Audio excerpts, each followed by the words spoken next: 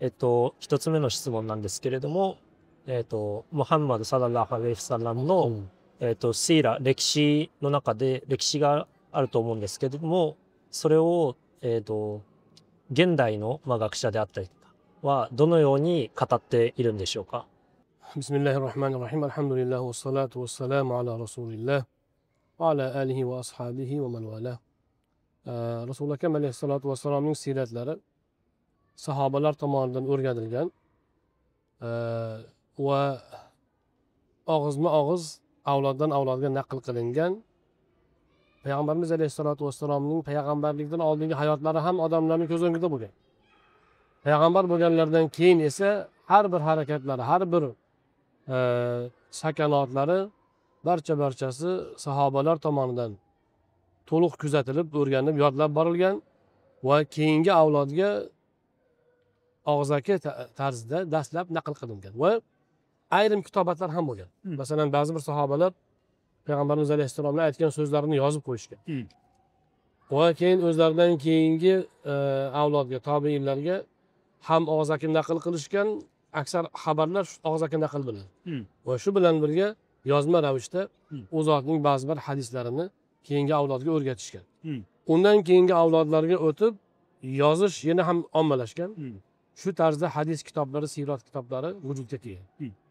Sahobalar ozgina adadda bo'lmagan. Ular eng yaqin sahobalar, masalan 50 ga yaqin sahoba doim atroflarida payg'ambarimiz alayhissalomning hayotlarini hammadan ko'ra uzoq muddat va yaqindan o'rgangan bo'lsa, boshqa sahobalar ham o'zlari Rasululloh bilan birga bo'lgan kunlarida, soatlarida payg'ambarimiz alayhissalomdan nimadir o'rgangan va u kishining sunnatlaridan, yashash tarzlaridan, harakatlaridan qaysilaridir yodlab olib naql qilgan. Sahobalarning adadi payg'ambarimiz alayhisolatu vassalomga yaqin sahobalar deylik, ya'ni ko'proq Rasululloh bilan uchrashib, u kishidan ta'lim olgan sahobalar 10 mingga yaqin. Umumiy hamma sahobalarni bir marta bo'lsa ham uchrashgan kishini biz sahoba deymiz. Ularning adadi 120 mingdan ortiq. Ya'ni yuzlab, minglab odam payg'ambarimiz alayhissalomning hayotlarini o'rgangan, atroflarida yashab va keyingi avlodlarga og'zaki naql qilgan. Ba'zi birlarini yozib, yozma ravishda, ba'zi so'zlarini yozma ravishda o'rgatishgan. O'sha 50-60 ta sahoba payg'ambarimiz alayhissalomdan shunchalar ko'p ta'lim olganki, ularni biz hozirgi zamon tili bilan aytganda akademik darajadagi mutaxassislar deyishimiz mumkin. Ya'ni sahobalar ichida islomni o'rganishda, payg'ambarimiz alayhissalomning hayotlarini o'rganishda akademik darajasiga erishgan, professor akademik darajasiga erishgan sahobalar 50-60 ta. Qolgan sahobalar o'ziga yaqinligiga qarab, muloqotiga qarab payg'ambarimiz alayhisolatu vassalom haqlarida u zot keltirgan mana Qur'on va ta'limotlar haqida bilimga ega bo'lgan. Sahobalar asta islom da'vati bilan butun dunyoga tarqagan. Avval da'vat ishlari bilan yurishgan. Jumladan O'rta Osiyoga ham Hazrat Usmon ibn Affon roziyallohu anhu davrida payg'ambarimiz alayhisolatu vassalomning ikkita sahobalari, yana boshqa sahobalar ham bo'lishi mumkin, ularning nomlari manbalarda uchramaydi. Qusam ibn Abbos va Said ibn Usmon roziyallohu anhumlar O'rta Osiyoga kelib kelishgan. Ulardan oldin Hakim ibn Amr al-G'iforiy degan sahoba kelgan. Ya'ni ba'zi bir sahobalar O'rta Osiyoga dastlab da'vat ishlari bilan kelgan. Islomni tanishtirish, odamlarga islom haqida ma'lumot berish uchun kelgan. Bu payg'ambarimiz alayhissalomning vafotlaridan 40-45 yil o'tib sodir bo'lgan. Qusam ibn Abbos roziyallohu anhuning qabri Samarqandda hozir. O'shada qolgan u kishi. Dastlab da'vatlar bo'lgan yangi, ya'ni islom ta'limotlarini yetkazishganda ba'zi bir kishilar musulmon bo'lgan, islomni qabul qilgan. Lekin jamiyatda qarshiliklar ham yo'q emas edi. Ya'ni yangi dinga nisbatan qarshiliklar ham bor edi. O'sha vaqtda keyin hukumat doirasida diplomat munosabat o'rnatishga harakat qilingan. Dastlab hukumat tegi kishilarni islomga chaqiriladi qoida bo'yicha. Agar ular qabul qilsa qabul qildi, qabul qilmasa sulh tuzamiz bo'lmasam deyiladi. Sulhdan maqsad ikki tomon bir birini odamlarga hujum qilmaydi, bir birining kishilariga tajovuz qilmaydi. Buning natijasida bemalol musulmonlar kirib aholini islomga da'vat qilishi mumkin bo'ladi. Va ichkarida musulmon bo'lgan, yangi musulmon bo'lgan, islomni ixtiyor qilgan kishilarga tajovuz bo'lishini oldini olish shart qilinadi. Agar mana shu shartga ko'nsa qaysi bir mamlakat, ular bilan jang qilinmaydi. Aytiladiki, hukumat masalan hukumat hukumat kishilarga aytiladiki, sizlar islomni qabul qilmasanglar ixtiyor. Lekin xalqni islomni eshitishdan, qabul qilishdan to'sishga haqqinglar yo'q. So'z erkinligi bo'lishi kerak, din erkinligi bo'lishi kerak. Biz kirib ularga islomni aytaylik, tanishtiraylik. Xohlasa qabul qilsin, xohlashmasa yo'q. Agar shunga kelishilsa bo'ldi, mana shu bo'yi faoliyat boradi. Uchinchi bosqich, agar yo'q, yangi musulmon bo'lgan kishilar, islomni ixtiyor qilgan kishilarga omonlik topilmasa, ularga tajovuz bo'lsa, yoki islomni o'rgataman deb kelgan kishilarga so'z erkinligi, fikr erkinligi berilmay, din erkinligi berilmasdan ularga demak tajovuz bo'lsa, unda keyin o'sha tajovuzga yo'l qo'yayotgan hokimiyat kishilari bilan, ya'ni harbiy munosabat, jang qilishga to'g'ri keladi. O'rta Osiyoda ham uchala bosqich bo'lib o'tgan. Dastlab da'vatchilar kelgan, Husayn ibn Abbos roziyallohu anhu davrida, undan keyingi davrda sulh tuzilgan va sulh orqali islomga da'vatlar bo'lgan va lekin sulh buzilib, o'sha vaqtdagi ba'zi bir hukumat kishilaridan sulhni xilofi o'laroq musulmonlarga tajovuz bo'lgach, uchinchi yoki balki to'rtinchi bor sulh buzilgandan keyin o'rtada jang bo'lib o'tgan va musulmonlar masalan Buxoroning o'zida qayerda agar yerli aholidan bo'lgan kishilar hukmron tabaqadan islomni qabul qilsa, o'zini o'sha joyga hokim qilib va mana shu bilan demak kishilarning diniy ixtiyori, diniy erkinligi ta'minlanadi. Bugungi mana zamonaviy dunyoda ayni shu taomil bor. Qaysi bir mamlakatda aholiga fikriy, diniy erkinliklar cheklanib, zug'um bo'lsa, dunyo hamjamiyat tomonidan e'tiroz bildiriladi. Kerak bo'lsa, qurolli harakat bilan bo'lsa ham shu muammo, ya'ni hukumatni, davlatni demokratik, inson huquqlarini himoya qiluvchi boshqaruv bilan almashtirishga harakatlar bo'ladi. Asli islomning ya'ni futuhotlari shu yo'sinda, ya'ni fikriy erkinlik, diniy erkinlikni ta'minlash uchun bo'lgan. Yana bir so'z bilan aytganda, zulmni bartaraf etish uchun bo'lgan. Va ana o'sha insonlarga, aholiga islomni tanlash yoki tanlamaslik ixtiyori berilgandan keyin hech kim biror bir dinga majbur qilinmagan. Shuning uchun masalan Misr 350 yilda islom hukmronligi ostida musulmonlar adadi Misrda 50% dan o'tgan. Hozirgacha 100% emas. O'rta Osiyo to'la musulmon bo'lishi uchun O'rta Osiyo aholisi 4 asr kerak bo'lgan. Nima uchun? Chunki islomga majburlash bo'lmagan, odamlar o'zi o'rganib ixtiyori bilan musulmon bo'lgan. なんかキリスト教との違いっていうのがすごくありかなと思うんですけれども、キリスト教の場合はなんかその占領して、もう 100% クリスチャンにするみたいな、そういったので、まあイベリア半島、スペインとか、あとアメリカとか、あと今のイスラエルのところも結局やり方、キリスト教的な考え方だと思うんですけど、それとの違いがよくわかりました。西洋とかのメディア、日本もそうなんですけれども、それだと、まあその、なんでしょう。アメリカのやり方に従わないムスリムたちみたいな、そういった形で、まあ、報道される。まあ、例えば、アフガニスタンのタリバンも、まあ、アメリカに従わなかった人たち、悪い人たち、みたいな形で言われたり、まあ、あと今、シリア解放されましたけれども、なんかその日本のメディアの中では、いや、イスラムの人が乗っ取ったんだから、まあ、もっと悪くなるんじゃないかみたいな。そういったことを言う人がいたりしますね。なんかそういった、なんでしょう。なんかそれに対してどういった回答を、まあ、日本人の方にされますか？ Birinchidan, bizni dinimizda qoida bor.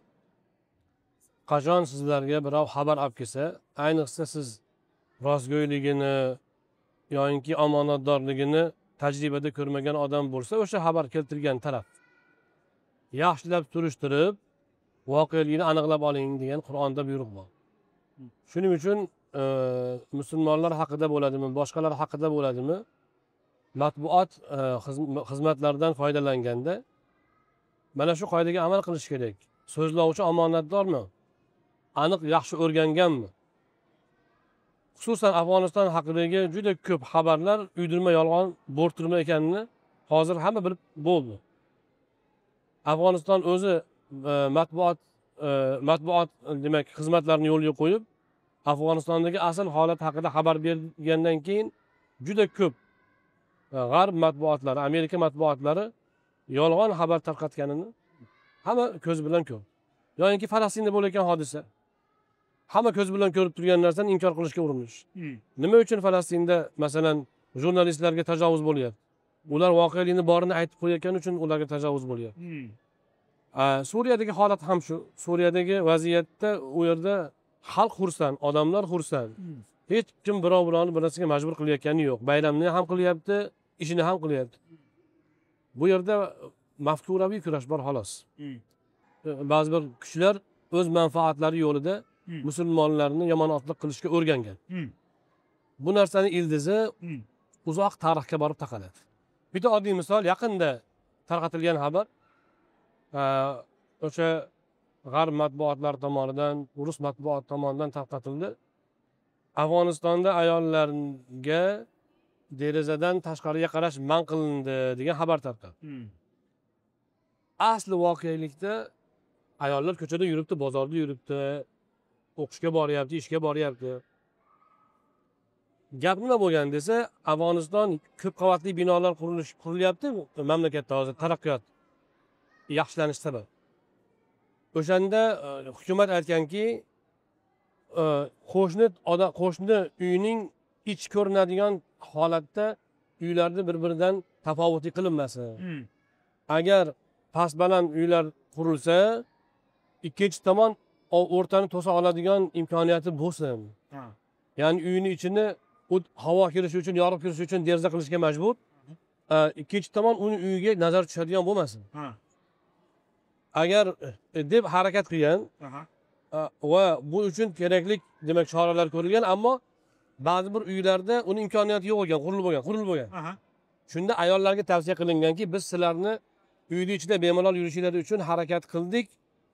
Yangi quriladigan uylarda buni inobatga olamiz, lekin eskilarida o'zgartirib bo'lmaydigan holatlar bor. Tavsiya ma'nosida sizlarni uydagi yupun kiyimda deraza oldida ko'rinish bermasliklaringizni so'raymiz degan gap xabar bo'lgan.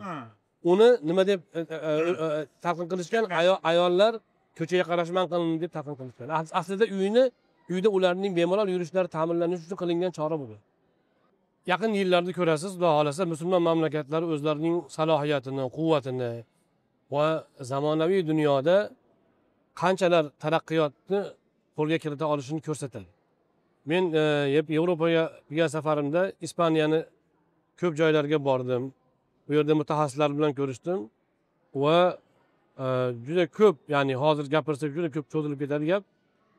G'arb mamlakatlarida islom haqidagi tasavvurlaridagi noto'g'ri qarashlarning ildizlari, ularning yechimlari borasida bir qancha xulosalarga keldim. Qisqa qilib aytganda, yahudiylik, nasroniylik ikkalasi ham samoviy din. Payg'ambarlar haqiqiy payg'ambar, Allohdan vahiy olgan va shariati bor, kitobi bor, muqaddas kitobi bor dinlar. Ular butun dunyoga, dunyoda boshqa joyda bunaqa ta'limot yo'q. Mana Yaponiyada u ming yillar odamlar yashagan, muqaddas kitobi yo'q, payg'ambari yo'q, ta'limoti yo'q. U yahudiylik va nasroniylikda aynan ilohiy ta'limot qo'llanmalari bor. Ular islom ta'limoti ularga yagona raqobat qiluvchi demak din hisoblanadi.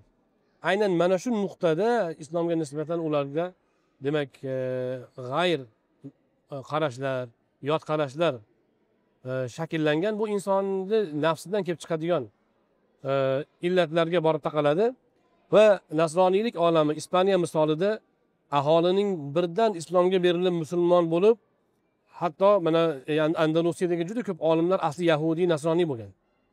Otasi yahudiy, o'zi yahudiylar bor. Keyin musulmon bo'lib islomning ulamolariga aylangan. Mana shu vaziyat nasroniylik olamini qattiq hurkitib yuborgan. Va mana shundan bugungacha o'sha yot qarashlar davom etib kelyapti. Salb yurishlari ham shuni demak bir ko'rinishi, yana hozirgi zamonaviy ba'zi bir harbiy harakatlar, tashviqotlar ham ana o'sha mafkuraviy raqobatga borib taqaladi. Men tavsiya qilardim Yaponiya boshqalar ana shunaqa tarixiy demak tarixiy nizolar bilan sug'orilgan xalqlarning axborotiga emas, balki o'zlari mustaqil axborot bilan musulmon olamini o'rgansin, islom ta'limotini o'rgansin, musulmonlarni demak sharoitlarini o'rganib o'zlari xulosa qilsa, mana shu eng yaxshi yo'l bo'ladi. 日本人が、あとイスラムに対して思ってることとして、なんかそのイスラム教徒同士の戦いみたいな、その民族同士の戦いとか、例えばクルド人をトルコ人がいじめてるんじゃないかとか、あとはシーア派とスンナ派でなんか争っているんじゃないかみたいな、そういったことを、話すんですけど、話す人がいる。はい。なんかそれについて、なんかご意見をお伺いしたんです。Birinchidan islom O'rta Osiyoga borgan paytda islom O'rta Osiyoni juda katta aholisi nasroniy bo'lgan. Ya'ni nasroniylik dini turklar ichida ancha yoyilgan bo'lgan. Shom yurtlarida, Misrda, keyin bizni O'rta Osiyodagi nasroniylar bular sharqiy nasroniy bo'lgan. Sharqiy nasroniylikda yakka xudolik e'tiqodi ustuvor hisoblanadi. Shuning uchun ular islom kelganida birinchi bo'lib ular musulmon bo'lgan. Chunki ular islomni kutayotgan bo'lgan. O'rta Osiyoda ham birinchi musulmon bo'lgan turklar aynan nasroniy musulmonlar, nasroniy turklar bo'lgan. Shomda ham, Suriyada ham, mana Arab jazirasining ba'zi bir qismlarida ham nasroniylar bir deganda musulmon bo'lgan juda ko'pi. Chunki ular islom haqida xabarlari bor edi o'z kitoblaridan va doimo kutib turishgan.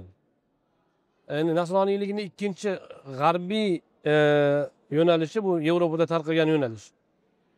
Bu yo'nalishda o'sha islomdan asli nasroniylikdan uzoqlik bo'lgani uchun, o'z asli manbalaridan uzoqlashgan bo'lgani uchun islomga nisbatan ham terslik o'sha yo'nalishda ko'proq. Lekin shunda ham agar erkin raqobatga qo'yilsa, ular erkin ya'ni ma'lumot almashinuv orqasida musulmon bo'lishlari ehtimoli katta. Shuning uchun Yevropada hozir musulmonchilik keng yoyilgan. Umid qilamiz, men Yaponiyada islom tezroq va kengroq va oson yoyilishini umid qilaman. Sababi bu xalqning yashash tarzida, odob axloqida aynan islomda ko'rsatilgan adolat, go'zal odob, kamtarlik kabi oliyjanob xislatlar o'ta singib ketgan xalqqa va mana shunday sof fitrat aynan islom ta'limoti bilan hamohang keladi va islomning tez yoyilishi, keng yoyilishini umid qilsak bo'ladi.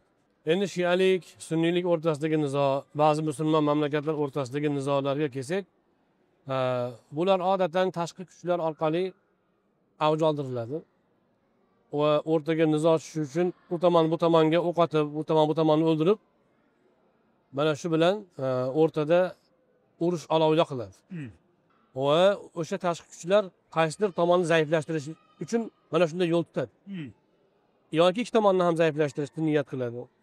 Ikkinchi jihatdan insonlar manfaat ustida nizoga tushishi, jang qilishi bu insoniyat tarixidan doim bo'lib kelgan. Bu inson tabiatida bor narsa.